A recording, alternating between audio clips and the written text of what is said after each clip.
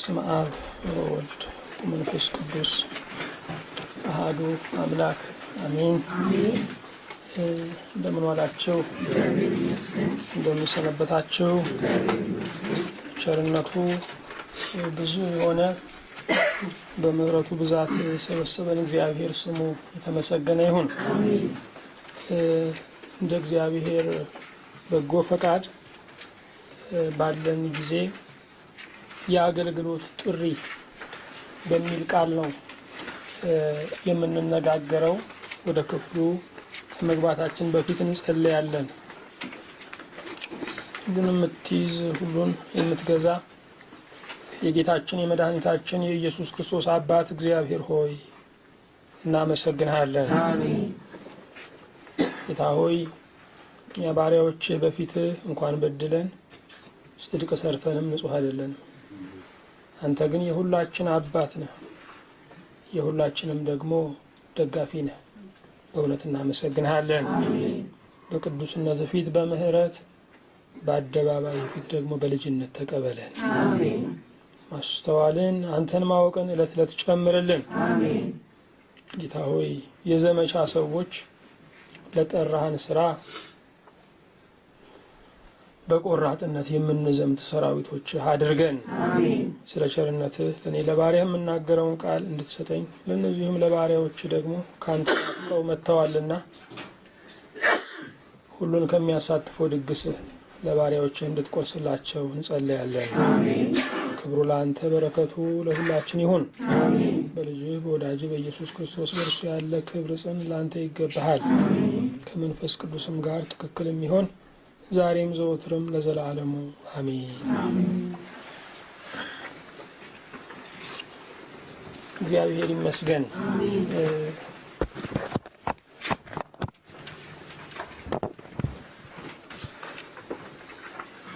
የማደግ መገለጫው ማገልገል ነው።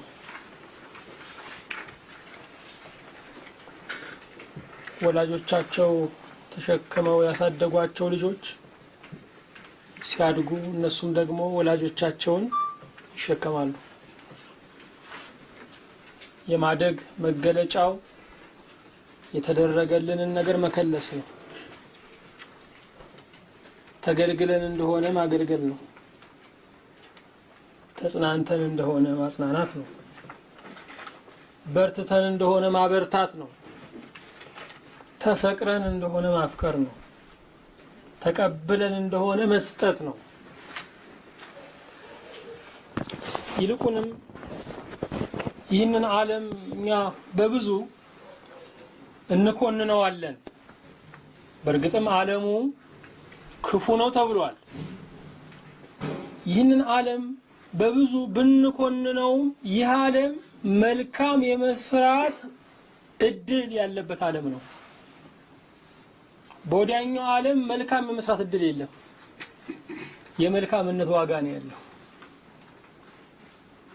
በወዲያኛው ዓለም መልካም የመስራት እድል የለም። በወዲያኛው ዓለም የመልካም ነገር ዋጋ ነው ያለው።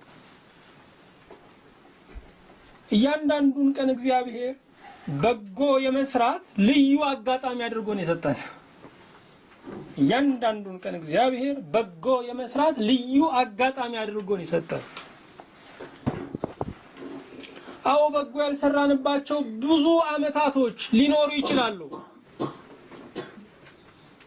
በጎ ስራ ግን ከተሰማን ሰዓት አንስቶ መጀመር ይቻላል።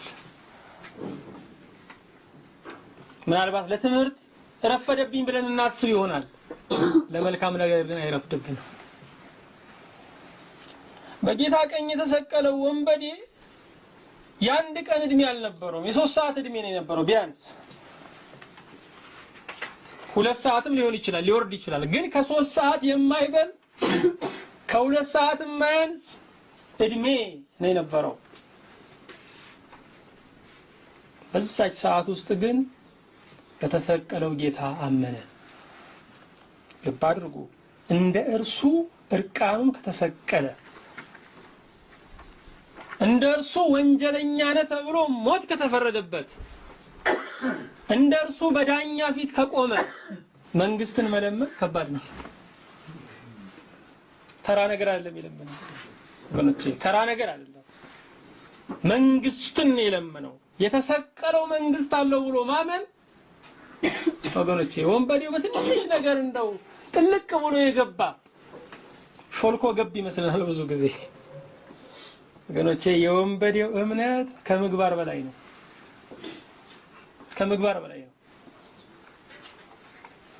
አዎ የቀረን 3 ሰዓትም ከሆነ በክርስቶስ ለማመንና ስለ እርሱ ለመመስከር ጊዜው ነው። ይሄ ወንበዴ ታስታውሱ እንደሆነ አመነ። ማመኑ ራሱ በጣም ዋጋ የሚያስከፍል ነው። በዳኛ ፊት የቆመውን ዳኛ ነህ ብሎ ማመን፣ እርቃኑ የተሰቀለውን መንግስት አለህ ብሎ ማመን፣ ወንጀለኛ ነህ ከተባለው ይቅርታ መጠየቅ ከባድ ነገር ነው። አንዱ የእምነት ክፍል ነው። ምክንያቱም እምነት በሚያየው ነገር አይወሰንም። ስለዚህ ከሚታየው ራቁትነት በስተጀርባ ምድርን በአበባ ሰማይን በከዋክብት የሰው ልጆችን በሞገስ መላእክትን በዝማሬ ያስጌጠ አምላክ ነው። ይህንን ነው ያመነው ወገኖች፣ ይህንን ነው የተቀበለው። የማመን ሌላው ነገር ደግሞ ምን መሰላችሁ? ምስክርነት ነው። በግራው ያለውን በዲ ሲሰድበው አንተ አለው፣ እኛስ የሚገባንን ተቀበለናል፣ እሱ ግን ያለ ኃጢያቱ ነው አለ። ምስክርነት እኮ ነው። ደቀ መዛሙርቱ መንፈስ ቅዱስ ተቀበሉ ይሄንን እኮ ያሉት እኮ በግፍ ገደላችሁት የሕይወትን ራስ፣ ነገር ግን እርሱ ተነሳ ነው ያሉት።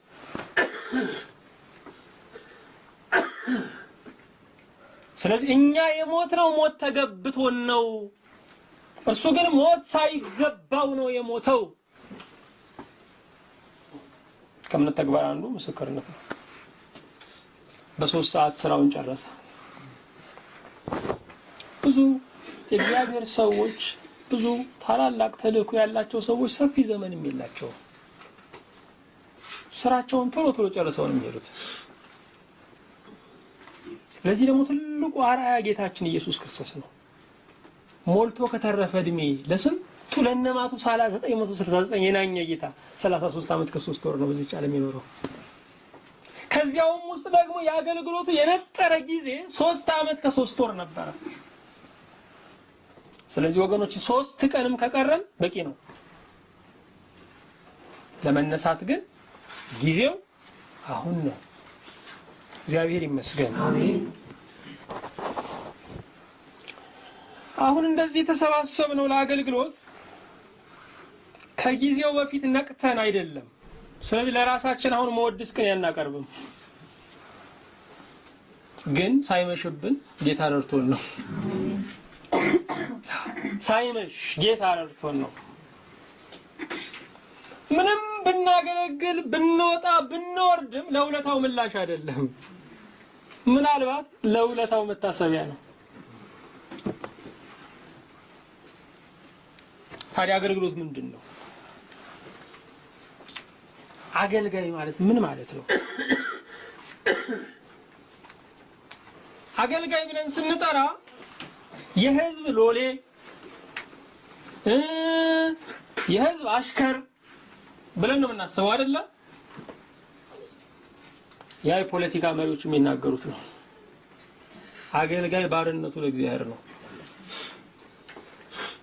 እኛ የኛ አሽከር ስለሚመስለን እንደፈለግነው ልናደርገው እንደምንችል ነው የምናስበው። አገልጋይ የሰው አሽከር አይደለም። ስለ ጌታ ፍቅር ብሎ ራሱን በፈቃድ ባሪያ ያደረገ ነው።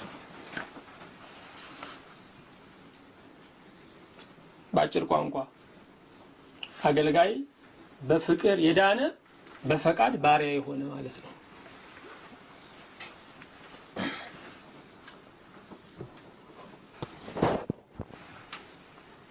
አምባሳደር ደሞዙ የሚላክለት ከተላከበት ሀገር ነው እንዴ? ከተላከበት መንግስት ነው። በጃፓን የኢትዮጵያ አምባሳደር የጃፓን መንግስት አይደለም ደሞዝ የሚከፍላቸው፣ የላካቸው የኢትዮጵያ መንግስት ነው። የአገልጋይ ደሞዙ ሩቅ ነው፣ በሰማይ ነው። እግዚአብሔር ይመስገን። አገልጋይ የሰው አሽከር ቢሆን ኖሮ ደሞዙ እዚህ ነበረ። አገልጋይ ግን አገልግሎቱ ባርነቱ ለእግዚአብሔር ነው። ስለዚህ ደሞዙ ከየት ነው? ከላይ ነው። ወደ አገልግሎት ህይወት ስንመጣ ከጌታችን ከኢየሱስ ክርስቶስ ጋር ለመጓዝ ፈቃድ አሳይተናል ማለት ነው። ምክንያቱም የጌታችን የኢየሱስ ክርስቶስ ህልውናው ሞቱም አገልግሎት ነው። እሱ በህይወቱ እሱ በሞቱ አገልግሎናል። ስለዚህ ምናልባት አገልጋይ ለመሆን ስታስቡ መነሻችሁ በረት ሊሆን ይችላል። ምናልባት አገልግሎትን ስትመርጡ ወዲያውኑ ከመወደስ ይልቅ የሄሮድስ ሰይፍ ሊመዘዝባችሁ ይችላል። ግን ጌታ ከሌለበት የአበባ ስጦታ ከጌታ ጋር ሰይፍ መቀበል ይበልጣል።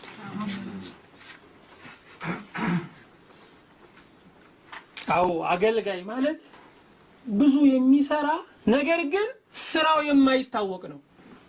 ሰው ስራውን የማያውቅለት ዋጋ የማይሰጥለት ነው። ጌታ ግን ያውቀዋል። ልብ አድርጉ። እንደ ባሪያ ያገለገለው ነው በሰማይ የሚቀበለን። ስለዚህ እሱ ጌቶችን አይቀበልም።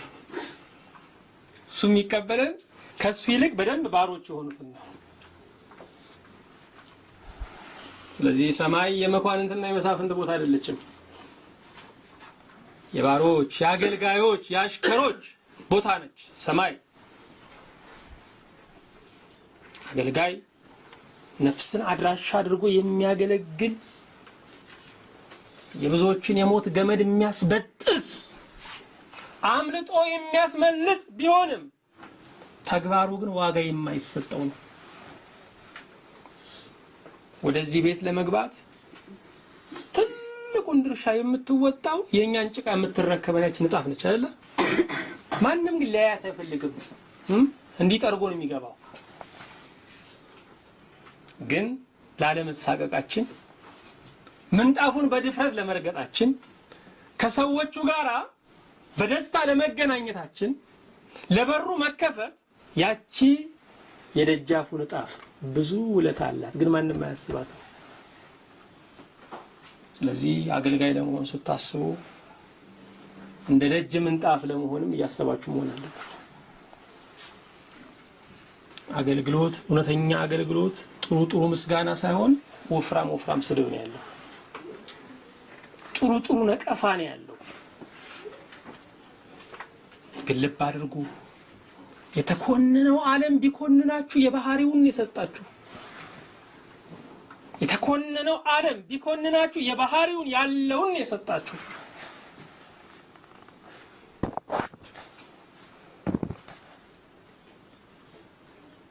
የአገልግሎት መነሻው ምንድነው? መቼ ነው?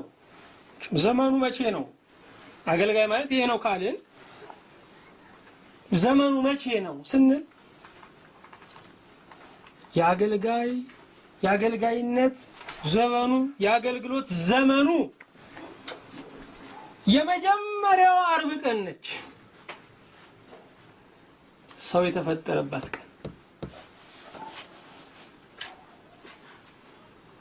የሰው ልጅ የተፈጠረው እግዚአብሔርን ለማወደስ ክብሩን ለመውረስ ነው። ስለዚህ ሰው ከተፈጠረበት ዓላማ አንዱ ምንድነው? ማገልገል ነው።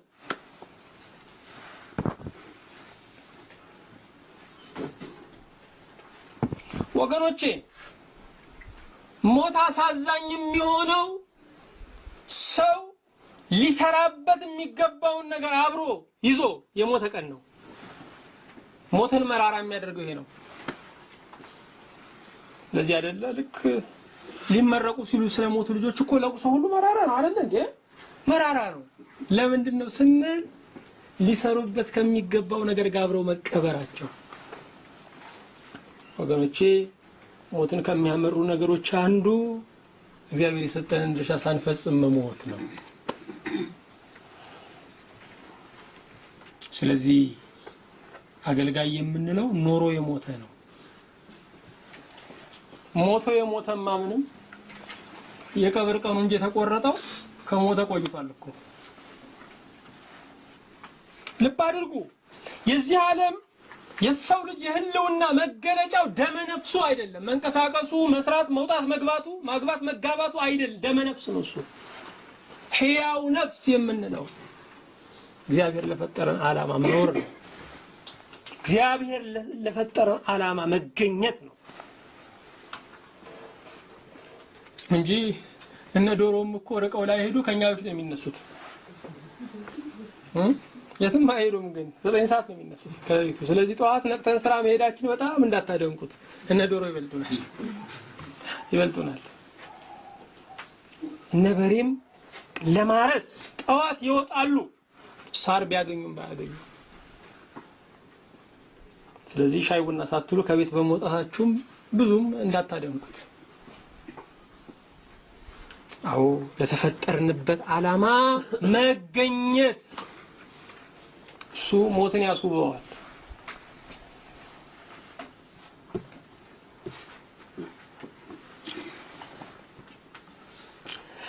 ሞት ወደ ዓለም የገባው የእዝ ትእዛዝ ስቶ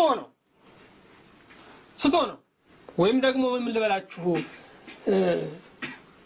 ሬዲዮ ተጠልፎ ነው እንበለው። አንዳንዴ ሬዲዮ ይጠለፍና ራሱ ላይ ሰው ሊተኩስ ይችላል። የእግዚአብሔር የቀጥታ መስመር ነበረ፣ የሰይጣን መስመር ገባበት። ስለዚህ ሞት የገባው ሰይጣንን በማገልገል ነው። ሰው እግዚአብሔርን በማገልገል ቢጸና ኖሮ ሞት ወደ ዓለም አይገባም ነበር። በህይወታችን እግዚአብሔርን በማገልገል ከጸናን ብዙ ኃጢያቶች እንድናለን። እኛ ከኃጢያት ለመላቀቅ ብዙ ጥረቶች እናደርጋለን። ከኃጢያት ከምንላቀቅበት ነገር አንዱ ማገልገል ነው ወገኖች፣ ማገልገል ነው። ስራ ከምፈታ ልጅን ላፋታ ይባላል እኮ። ስለዚህ ሰው ስራ ከፈታ የሚያደርገው ነገር ክፉ ነው ማለት ነው። መዳንና አገልግሎት የሚነጣጠሉ በየተራ የሚነገሩ አይደሉም። አሁን እኛ የለመድነው ነገር አለ። ሰው አስቀድሞ ይድናል፣ ከዛ በኋላ ደግሞ ያገለግላል አይደል? ምን ነው የዳነው በአገልግሎት ነው፣ በጌታ አገልግሎት፣ በሞቱ ባገለገለን አገልግሎት የዳነው። መዳናችን ጸንቶ የሚኖረውም ደግሞ በማገልገል ነው። ልብ አድርጉ። መጀመሪያ ያያችሁት ነገር ነው መጨረሻ የሚቀበላችሁ። መጀመሪያ ክርስቲያን የሆናችሁበት የጌታ አገልግሎት ነው፣ የሞቱ አገልግሎት ነው፣ ቤዛነቱ ነው። በመጨረሻም ከእጃችን የሚቀበለን እሱ ነው። እግዚአብሔር አምላክ የእስራኤልን ልጆች ከግብጽ ባርነት በጠራ ጊዜ ያገለግለኝ ዘንድ ሕዝቤን ልቀቅ ነው ያለው። ያገለግለኝ ዘንድ ሕዝቤን ልቀቅ። አያችሁ፣ ነፃነትና አገልግሎት ተያያዥ ነው። እኛ እግዚአብሔር ያላዘነለትን ሕዝብ እናዝንለታለን። እንደው ትንሽ እርፍ በሉ፣ ትንሽ እንትን በሉ፣ እንዲህ በሉ፣ ከዛ በኋላ ቀስ ብላችሁ ታገለግላላችሁ ነው የምንለው አይደለም? የዳንን ቀን አገልጋዮች ነን። ዘመኑን በሙሉ እብድ ሆኖ የኖረ የጌርጌሴኖን እብድ ያመነ ቀን ማታ እኮ ነው በ10 ከተሞች ላይ የዞረ መስበክ የጀመረው። ጌታም ስበክ ነው ያለው። እኛ ብንሆን ኖሮ ኮሌጅ ገባ ነበር የምንለው የሥነ መለኮት የምዕራብና የምስራቁን አፈታት ያልን እንዲህ ስንል ጌታ ይመጣል። ወገኖቼ የእግዚአብሔር ቃል በጣም ግልጽ ነው። ራስን ክዶ ጌታን ማመን ነው። ይሄው ነው ስብከቱ ሁሉ እኮ። ምግብ እኮ የባህሪ ፍላጎታችን ነው። ምግብ ለመብላት ኮሌጅ አንገባ። ምስክርነት የመዳን የባህሪ ፍላጎት ነው። ምንድነው ማጣቀሻው? ማጣቀሻውማ የኔ ህይወት ነው። ሙት ነበርኩኝ ዛሬ ግን ሕያው ነኝ ነው። እውር ነበርኩኝ ዛሬ ግን ያለው ነው።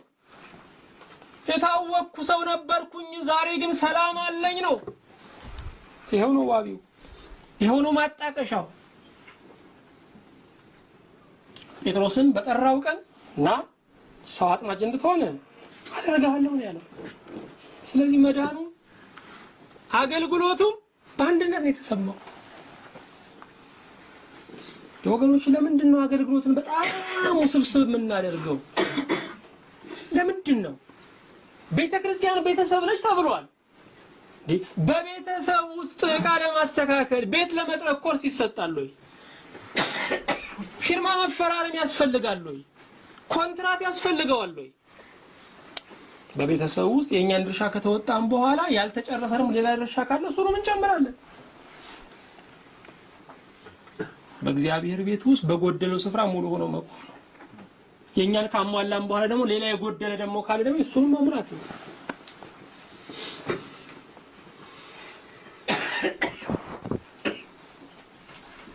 ስለዚህ ሁሉም ሰው አገልጋይ ነው። እግዚአብሔር አምላክ የእስራኤል ልጆች ከግብጽ ምድር ሲጠራቸው ሌዋውያንን ለአገልግሎት ጠርቷቸዋል። ነገር ግን መላውን እስራኤል ምንድነው ያለው? የካህናት መንግስት ናቸው ያላቸው በዘጸአት 19 ላይ። ህዝቡ ሁሉ የካህናት ምንድነው? መንግስት ነው። ህዝቡ ሁሉ የካህናት መንግስት ነው። ስለዚህ ሁሉም ሰው አገልጋይ ነው። በክርስቶስ ያመኑ ሁሉ ካህናት ናቸው ይላል በአንደኛ ጴጥሮስ በምዕራፍ 2 ቁጥር 9 ላይ። የክህነቱ ዓላማ ምንድነው? የሱን በጎነት መናገር፣ ደግነቱን መናገር ነው። ያደረገልንን መልካም ነገር መናገር ነው። ስለዚህ ነፃ የወጣ ያመነ ሁሉ ምንድነው? አገልጋይ ነው። ባድርጉ የእስራኤል ልጆች ልክ ከግብጽ ምድር ከወጡ በኋላ እዛው በረሃ ላይ ነው አገልግሎት የጀመሩት። ከነዓን ገብተው ካረፉ በኋላ ማሩን ከቀመሱ ወተቱን ከጠጡ በኋላ አይደለም። ረፍት ያለው ድርሻን በመወጣት ረፍት ያለው በማገልገል ነው ወገኖቼ። ስለዚህ ወዳጆቼ የአገልግሎታችን መነሻው የጸሎታችን መልስ ሲሟላ አይደለም። ይሄማ ጉቦ ነው። አገልግሎት ቀብድ የለውም፣ ግዴታ ነው። አገልግሎት ቀብድ የለውም፣ ግዴታ ነው። አንዳንድ ሰዎች አዎ ማገልገል በጣም ሐሳባለ ግን አንድ ነገር ከጌታ ጋር እኔና እሱ የተነጋገርነው አለ። ጌታ ደግሞ አሁን እዚህ ቆሞ ቢናገር ምንም የለም ነው የሚለው። ምንም የለም ወገኖቼ፣ ምንም የለም። ለመተንፈስ ሰው ቀጠሮ ካወጣ ምንም ነገር የለም። ያለው ነገር ምንድነው? የሞት ቀጠሮ ብቻ ነው። ይሄ ብቻ አይደለም። የመክሊቱ መብዛትና ማነስ ካልሆነ በቀር ሁሉም ባለ መክሊት ነው። ሁሉም ባለ መክሊት ነው። በዚህ ዓለም ላይ እንኳን ስንሄድ ገንዘብ ሲያስቀምጡት ዋጋው እያነሰ ሲሰሩበት ግን እየጨመረ ነው የሚመጣው። መክሊት ከተባለ አንድ ውድ ነገር ነው። መክሊት ውድ ነገር ነው። በዛ ዘመን የቀን ምንዳ የቀን ደሞዝ ምንዳ ታውቃላችሁ? ምን ማለት ነው ምንዳ? ምንዳዬ ሲባል ታውቃላችሁ? ደሞዜ ማለት እኮ ነው። የቀን ምንዳ በዛ ዘመን የቀን 1 ዲናር ነው። በዚያ ዘመን ያለ ሰው አንድ መክሊት ለማትረፍ 19 ዓመታት አለማቋረጥ መስራት አለበት ያለ ዓመት ፈቃድ። ስለዚህ መክሊት በጣም ከፍ ያለ ነገር ነው። ከፍ ያለ ዋጋ ነው። ስለዚህ ጌታ ጸጋን አገልግሎትን ምን አለው? መክሊት አለው። ክቡር ነገር ነው። ይሄ ብቻ አይደለም፣ ነግዱበት አለ፣ አትርፉበት አለ። ስለዚህ አገልጋይ መልካም ነጋዴ ነው። የአገልግሎትን ንግድ ክቡር የሚያደርገው ትርፉ ህይወት ነው። አሁን አገልግለን ከናንተ የመጨረሻው ትርፋችን የጥምጥምና ወይ ደግሞ ያክፋይ አይደለም። ትልቁ ድርሻ የናንተ ህይወት መዳን ነው። የዳነ ሰው ከማየት የበለጠ ምን ትርፍ አለው ወገኖች? እኔ አልድንም ብሎ ከሞት ጋር ቃል ኪዳን የገባን ሰው የሞትን ኪዳን ከማሰረዝ የበለጠ ምን ደስታ አለ? ተማምነዋል ይላል ኢሳይያስ 28 ላይ ስታነቡ። ከሞት ጋር ኪዳን አድርገዋል። አንድንም የሚሉ ሰዎች ታውይ ባካችሁ፣ እኔ እኮ አልድንም የሚልን ሰው የሲኦልን ቀጠሮ መሰረዝ ከዚህ የበለጠ ምን ደስታ አለ? ብዙ ሰው ገንዘብ ኖሮት ለወዳጆቹ ለቤተሰቦቹ ቢሰጥ በጣም ደስ ይለዋል። ወገኖች ገንዘብም ብርም ወርቅም ያልፋል። የማያልፈውን የዘላለም ሕይወት መስጠት ከሁሉ ይልቃል። ከሁሉ ይልቃል። እኔ ከማገለግለው አንስቶ ከኔ ጀምሮ በትክክል ራሴን ሳዳምጠው ለኔ መዳን ሁለተኛ ነገር ነው ወይስ አንደኛ ነገር ነው? ወገኔን ሳስበው ዋና ነገሩ ይሄ ነው እለዋለሁ ወይ? ልብ አድርጉ። የኛም ብንሰጣቸው ሰዎች አይድኑ። የእግዚአብሔርን ስጦታ ክርስቶስን ብንሰጣቸው ነው የሚድኑት። እግዚአብሔር ይመስገን። ይሄ ብቻ አይደለም። ማገልገል ያለ ማቋረጥ ማገልገል ያለ ማቋረጥ መገልገል ነው። አንዳንድ ጊዜ ድብዝዝ እንላለን። ህይወታችንም እንደ ትላንቱ አይበረታም። ደከምከም እንላለን። ተስፋችንም ሁሉ ይላላል። ጭንቀት ገባ ይለናል። ፍርሃት ይከበናል። አይ አሁን በመናፌ ነው የምናገረው የእግዚአብሔርን ቃል እንላለን አይደል? እንደዛን ቀን ደግሞ ጥሩ አንናገር። የሚገርማችኋል ለምንድን ነው? በእኛ ለመሆኑ እኛ ጥሩ የሆንን ቀንም በሚመስለንም ቀን ጥሩ አልነበርንም። ምክንያቱም ሰማያቱ እንኳን በፊቱ ምን አይደሉም? ንጹሃን አይደሉም እንዴ? ሰማይ ለምን እንደተፈጠረ እኮ ነው ያለው። ሁን እንዳለው ነው ያለ። ሁን እንዳለው ያለ እንደተፈጠረ ያለ ሰማይ በፊቱ ንጹህ ካልሆነ እኛማ ስንዋዥቅ ስንክብና ስንነድ የምንውል ሰዎች ግን በጸጋው መሆኑን የአገልግሎታችን ብቃት እሱ ብቻ መሆኑን ለማሳየት ደክመንም የብርታት ቃል ከአፋችን እንዲወጣ ያደርጋል። ክብር ለስሙ ነው። አንዳንዴ ተስፋ የቆረጡ ሰዎች ይመጡብናል። እስቲ አንድ በለኝ ይላሉ። አንድ በለኝ እስቲ እንደው እንዳለፈው ጊዜ ምን ተፍረት ተናግረንም ቃሉ ያድናል። እንደየፈራን ምን ተኮሰው ጥይት አይገልም እንዴ? ልባችን አይደለም እኮ ጉዳዩ መተኮሱ ነው። የእግዚአብሔር ቃል ይሰራል። በእምነት ስንሰራው ደግሞ የበለጠ ምሽግን ይጥሳል። ክብር ለስሙ ይሁን። ታዲያ በእውነት ወገኖቼ ስለ ራሳችን እናምንና ስለ ሰው እንፈራለን። አይሰሙም ነው ምን አይደለ? ጌታ እኮ እኔ ከሰማውማ ማንም ይሰማል እንድንል ቃሉን ልጠቀመው እንዳትቀየሙኝ የደንቆሮች አውራይ ነበር ነው። እኛን አዳነን። የማይሰሙ ሰዎች አውራይ ነበር ነው። ስለዚህ የኔን ልብ ከለወጠ ማንንም ይለው ጳውሎስ እንደዚህ እኮ ነው። በቃ እኔን የኃጢአተኞች ዋናው እኔን ካዳነማ ነው እኮ ሐሳቡ። አንደኛ ጢሞቴዎስ 1:15 ላይ ሌላውማ ተስፋ አለው። ስለዚህ እግዚአብሔር ከበድ ካለው ነው ስራ የጀመረው። ከዋናዎቹ ጀመረ። ንዑሳኑ አይከብዱ። እግዚአብሔር ይመስገን። መቼም አሁን ኢትዮጵያ መንግስት ጦርነት ቢያውጅ ሰው እንደው እቺ ፈቃድ ባስወጣት በዛ ሽጉጥ ይዋጋል እንዴ? ጦርነቱን ያወጀ የራሱ ምን አለው? ትጥቅ አለው። በእኛ ትጥቅ እናገለግልም። ትጥቁ የሱ ነው። ስለዚህ ወገኖች የሱ መሳሪያ ደግሞ አፍሮ ገብቶ አያውቅም። ሁሌ እንዳሸነፈ ነው። ክብር ለእግዚአብሔር ይሁን። ጥሩ። ታዲያ አሁን ለአገልግሎት ምንድነው የሚያስፈልገን?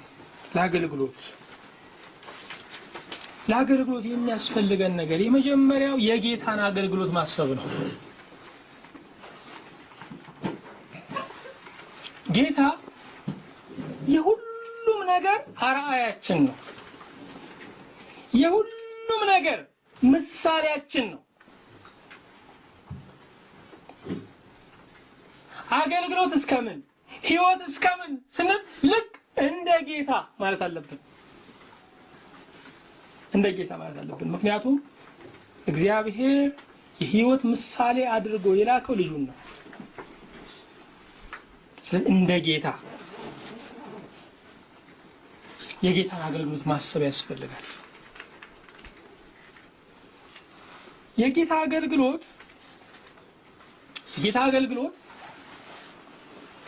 በውስጡ ብዙ ትምህርቶች ያሉበት ነው። ለምሳሌ የጌታ አገልግሎት በደቀ መዛሙርት ላይ የተመሰረተ ነው። በጌታ አገልግሎት ዘመን 5000 ሕዝብ ሲከተል የቀን ተማሪ ነው። የአዳር ተማሪ ግን ዛሬም ብትሄድ የአዳሪ ተማሪዎች አነስተኛ ናቸው። የቀን ተማሪው ግን በጣም ብዙ ነው። በደቀ መዛሙርት ላይ የተመሰረተ አገልግሎት ነበር። ስለዚህ በትክክል የምናስጨብጠው ሰው ያስፈልጋል። በትክክል እጁ ላይ የምናስቀምጥለት። ምክንያቱም አገልግሎቴ ለዛ ሰው ያለኝ አገልግሎት እስከ ምንድን ነው ብዬ እመለካበት ሜትር አለ። ሜትሩ አያት እስከሆነ ነው። እስከዛ ድረስ ነው በአንድ ሰው ላይ በቃ ያለን አገልግሎቴ እስከ ምንድን ነው ብለን ሜትሩን ስንለካ አያት እስከሆነ ነው። ያገለገልነው ሰው እሱም ሌላ ሰው እስኪያገለግል እስኪወልድ ነው። ሁለተኛ ለአገልግሎት መጸለይ ያስፈልጋል። ወገኖች ውጊያው ያለው ቆሞ መስበክ ላይ አይደለም፣ ቆሞ መዘመር ላይ አይደለም። ውጊያው ያለው ጸሎት ላይ ነው። ጸሎት ላይ ነው ውጊያው ያለው። ሳንጸልይ ከወጣን ሰውየውን ብቻውን አናገኘውም፣ ከነደባሉ ነው የምናገኘው። ማገልገል ይቀርና ጦርነት ይሆናል። ደባሉን አስረን ከወጣን ግን በቀጥታ ከሰውየው ጋር መገናኘት እንችላለን። አለበዛ በትርጁማን ነው የሚሰማችሁ፣ ባስተርጓሚ ነው። እንዲህ ያለ እኮ እንዲህ ለማለት ፈልጎ ነው። ንስሐ ገባ እኮ ማለቱ እኮ ወንጀለኛ ነው ማለቱ እኮ ነው። በእግዚአብሔር ማን እኮ ማለቱ እኮ ከሃዲ ነው ማለቱ ነው እያለ ያስተረጉማል። መጸለይ ያስፈልጋል ወገኖቼ። እኛ የአንድ ሰዓት ጸሎት እንጠላህና የአንድ አመት ጦርነት ውስጥ እንገባለን። የድሃ ጉልበት በጎመን ዘር ያልቃል ይባላል። በማይረባው ጎመን ዘር 50 ሳንቲም ተገዝቶ ቀኑ ሙሉ ሲወቀጥ ነው የሚለው። ስለዚህ ወገኖች በማይረባ ነገር ጉልበት መጨረስ የለብንም። መጸለይ ያስፈልጋል። ነው አስተውለነውም እንደሆነ አላስተዋልንም እንደሆነ ወገኖች በጣም እየተነጠቅን ካሉት ነገሮች አንዱ መጸለይ ነው።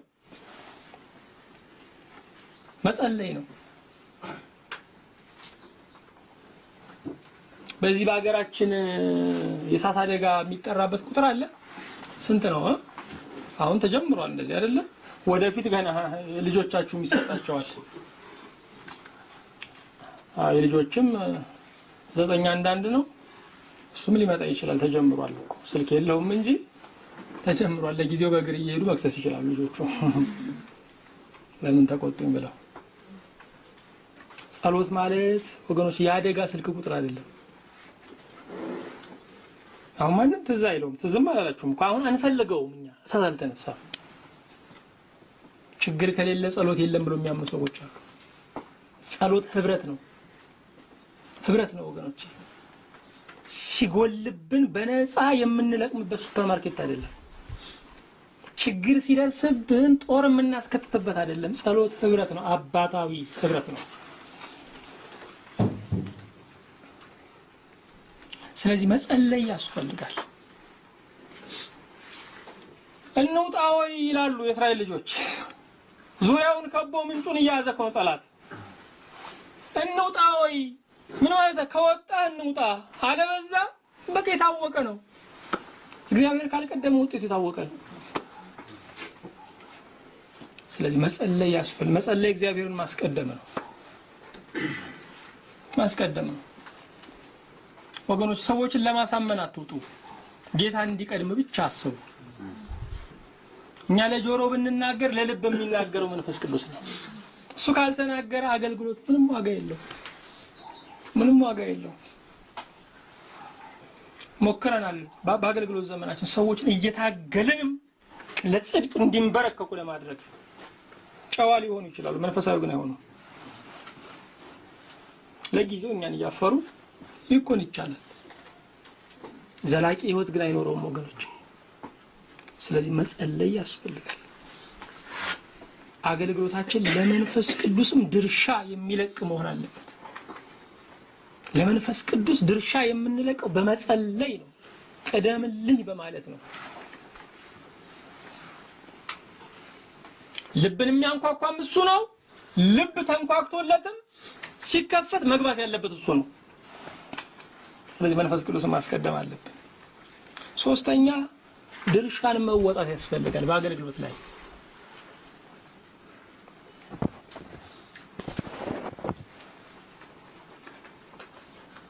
ወገኖች መልሱን ካወቃችሁት እኮ ጥያቄ የላችሁም። እኛ አሁን በአገልግሎት ስንወጣ አይሰሙም ብለናል። በቃ መልሱን አውቀነዋል። ስለዚህ ምን ጥያቄ እናቀርባለን ወገኖች? የኛ ድርሻ መጠየቅ ነው። የዘላለም ህይወት አለ ሆይ ነው። ከሞት በኋላ አድራሻ አለ ሆይ ነው። አንድ ቦሌ የሚሄድ መንገደኛን ይቅርታ የኔ ወንድም ቤት ነው የምትሄደው እንለው ምን ክፋት አለው እንዴ? ይቅርታ አድርገኝ የኔ ወንድም የሚሄድበት አላውቅም ቢለን እንደነግጣለን። ይነግራችኋል። ወዴት እየሄድክ ነው? አገልግሎት ይሆን የመጀመሪያው ስብከት ድምጽና የመጀመሪያው ንስሐ ቃል ወዴት ነው የሚል ነው። በዘፍጥረት 3:10 ላይ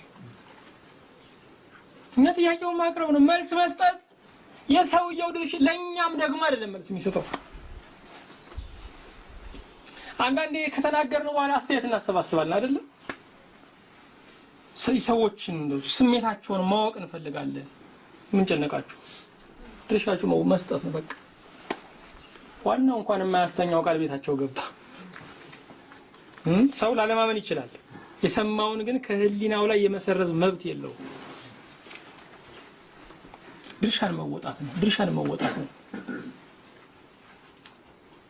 አንድ ሰው ከብዙ አመት በኋላ ተገናኘን። መጣ። እንዴት መጣ? ያን ጊዜ እንዲህ ብለሃል ነበርማ አለኝ። አየትም አትሄድም ጌታ ጠባብ መንገድ ላይ ይገናኛል ብለህ ነበር የመጨረሻው ቀን አለኝ። ትዝ አይለኝም። እነዛ ጠባብ መንገድ ላይ ስደርስ ያ ቃል ትዝ አለኛል። ስለዚህ አሁን በፈቃድ ይኸው ተማርኬያለሁ አለ። ዛሬ እንዲሰሙን ብቻ ለምንናገረው ወገኖቼ እንዴ ሰኔ ተዘርቶ እኮ የሚታጨደው ተሳስ ነው። በአንድ ዘመን ይዘራል፣ በሌላ ዘመን ነው የሚታጨደው። እለቱን ዘርቶ እለቱን ማጨድማ አይሆንም እኮ ወገኖቼ አይሆንም።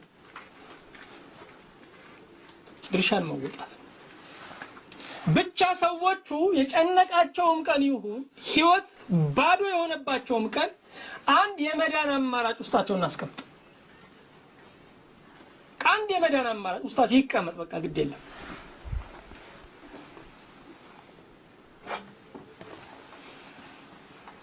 አንድ ወንድም ለምኜ እባክህን ካልኩት የሚነበብ ነገር አልፈልግም ማለት እኔ የሚሰብከኝ ነገር አልወድም አለ።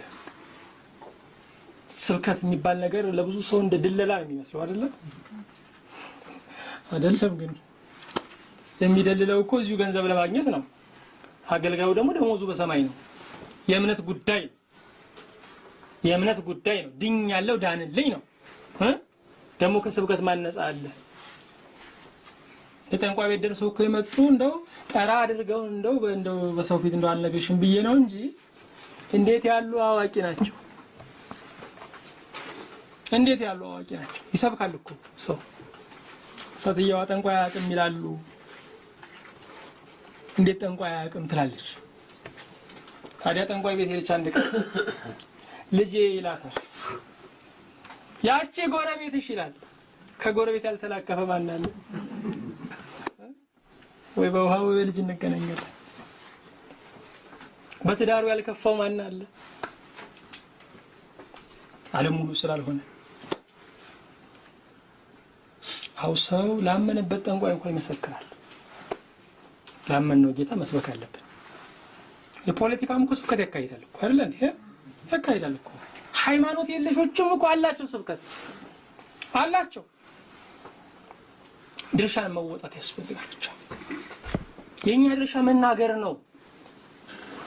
ስትነግሩት ደግሞ ያው ለብትቆነንም ከኔ አውርጃለሁ ለማለት አይደለም። እንዲድንልን ነው አይደለም እንዴ? እንዲድን ነው ወንድማችን ወገናችን እንዲድንልን ነው እንጂ ከኛ ለማውረድ አይደለም። አራተኛው መገናዘብ ያስፈልጋል። በአገልግሎት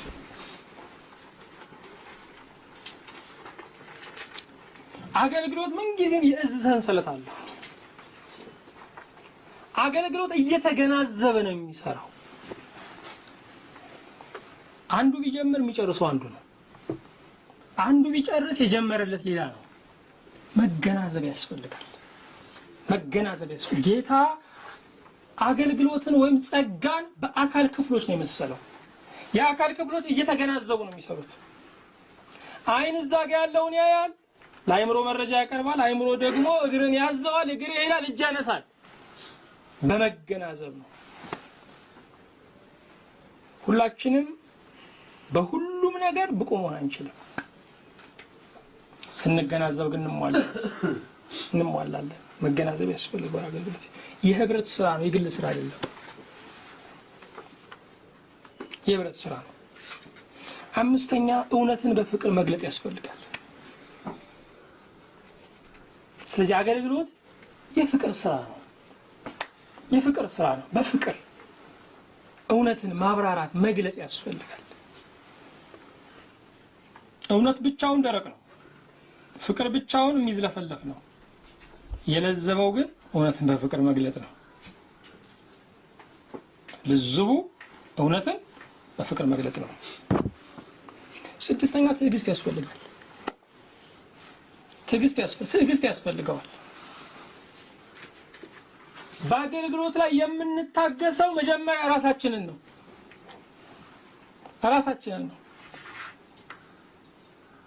አንዳንዴ እያለን እንደሌለን አድርጎ የሚያሳየን ነገር አለ። አንዳንዴ ደግሞ ፍሬው ይዘገያል፣ ለዘመናት ይዘገያል። ግን የእግዚአብሔር ዘር መክኖ አያውቅም። ስለዚህ በእምነት መጠበቅ ነው። አንዳንዱ ፍሬ የሚያፈራው እኛ ከሞትም በኋላ ነው። ቦምብ የሰሩ ሰዎች እኮ ዛሬ አይደል እንዴ? ሞተውም እኮ እየፈነዳ ነው፣ እየቀጠለ ነው። እግዚአብሔር ቃል በእኛ ህልውና አይደለም የሚሰራው፣ ብናልፍም ይሰራል። የአገልግሎቱ የበላይ ጠባቂ እግዚአብሔር ነው። በእግዚአብሔር ሕያውነት ላይ ነው አገልግሎት የተመሰረተው። እኛ እልፍ የምናደርገው አገልግሎት እንጂ የምንጨርሰው አገልግሎት የለም። ለምን ስንል ጌታ እስከሚመጣ ቀን ድረስ ነው የቤት ስራውን የሰጠው። ስለዚህ ትዕግስት ያስፈልገዋል። አገልግሎት ትዕግስት ያስፈልገዋል። በውስጥ ካሉት ከሚገለገሉት ጀምሮ ትዕግስት ያስፈልገዋል። ሁሉን እንደ ጠባዩ መያዝ ያስፈልግ ይሆናል። እንደ ጠባዩ ብቻ አይደለም፣ ያን እዛ ጠባይ ላይ ደግሞ የጌታን ጠባይ ለመክተት ደግሞ መታገል ይጠይቃል። በዙሪያው ያለ ብዙ ተቃዋሚ አለ። ትዕግስት ያስፈልገዋል። ይህ ብቻ አይደለም። እኛ በነገራችን ትዕግስት ብለን የምንጠራው ነገር መስነፍ ነው። መስነፍና ትዕግስት በጣም ልዩነት አላቸው። ሰባተኛው ትጋት ነው። ካነሳን አይቀር እኛ ትጋት የምንለው መክነፍን ነው። መክነፍ ትጋት አይደለም። ትጋት ዓላማው ገብቶን በጊዜው ለመድረስ በሰዓቱ መፍጠን ነው። የሚከንፍ ሰው ምን የያዘውን እየጣለ እኮ ነው የሚሄደው። ትጋት ያስፈልገዋል ወገኖች። የመንግስት ስራ ነው። ትጋት ያስፈልገዋል። ሰባተኛ ማስተላለፍ ሁልጊዜ ያስፈልገዋል። አደራን ሁልጊዜ ማሸጋገር ያስፈልጋል።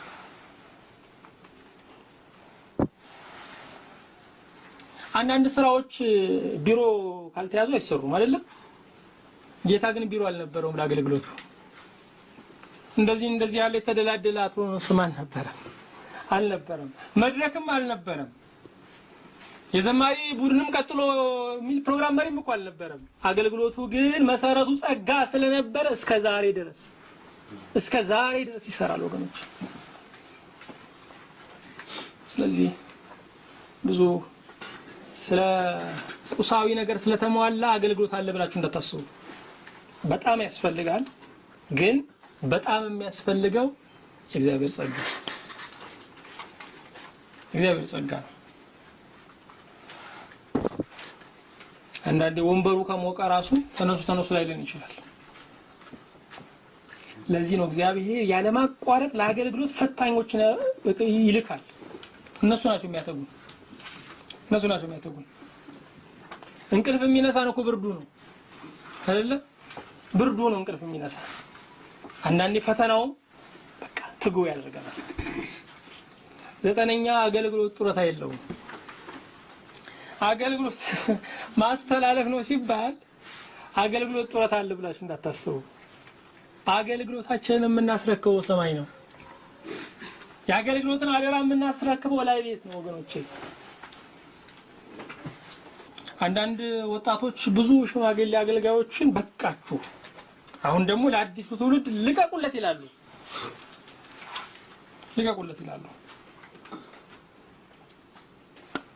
ከባድ ነገር ነው። ምን ብለን እንገልጣቸዋለን? እነኝን ይከብዳል።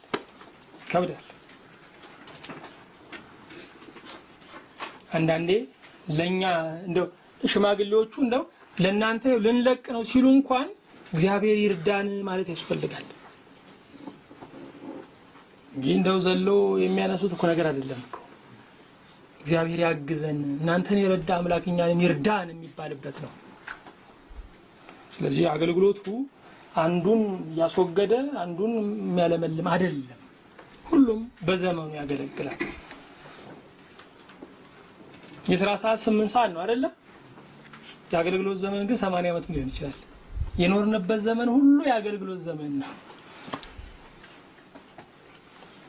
ምክንያቱም አገልግሎት ስራ ሳይሆን እስትንፋስ ነው። 10ኛው አገልግሎት ደቀ መዛሙርት ማውጣት አለበት።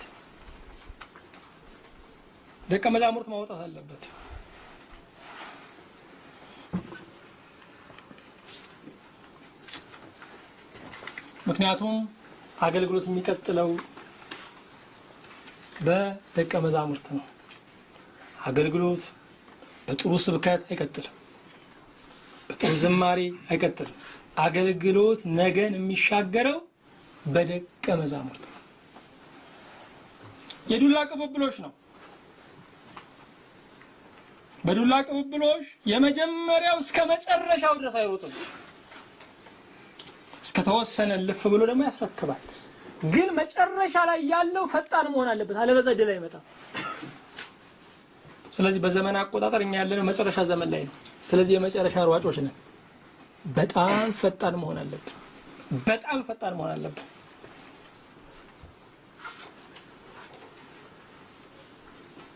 ዓለም በብዙ መንገድ ነው በቃ ትውልድን ለመጥለፍ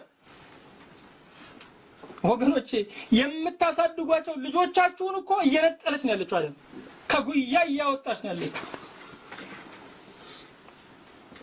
አንድ ዘመዴ ጠራኝና እባክህን ልጆቼ ቀኑን ሙሉ እዚህ ዲሽ ላይ ተተክለው ነው የሚውሉት እና እባክህ ምከርልኝ አለኝ። እስቲ ቁጭ በል፣ የድሮ ሰው ልጁን በ10 ዓመት ይድርና እንዳትደርስባት በልፈርም ይላል። በ15 ዓመት መዳር አይሻልም እንዴ?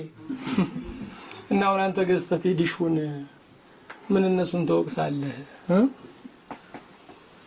ወገኖቼ አንዳንዴ እኛው አባልገን እኛው እንላለን።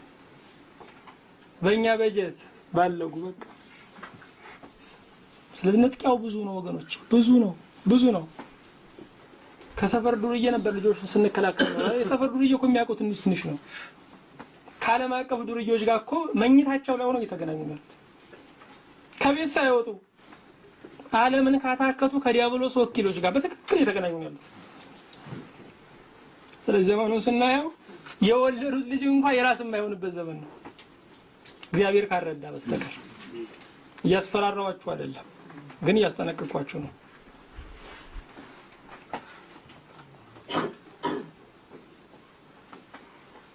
ስለዚህ ዘመኑ ብዙ መሮጥ ያስፈልገናል፣ መቅደም ያስፈልገናል። የምንቀድመው በጌታ ጸጋ እንጂ የነሱን ፍልስፍና በማጥናት አይደለም።